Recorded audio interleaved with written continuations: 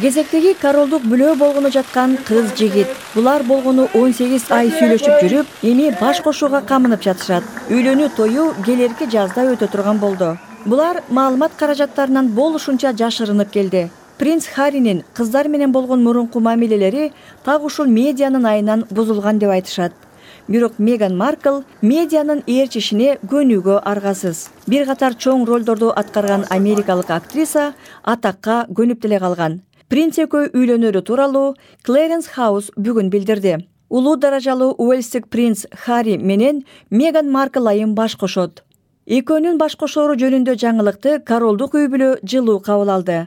Королева Елизавета менен Эдинбург герцогу өткөн аптада эле жубайлар катары өздөрүнүн 70 жылдык мааракесин белгилешкен. Алар болочок жаш жубайларга бакыт таалай каалайбыз дешти. Харринин атасы принц Чарльз дагы колдоосун билдирди.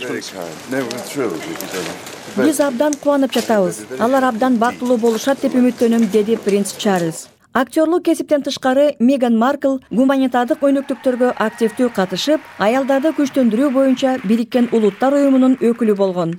I am proud to be a woman and a feminist.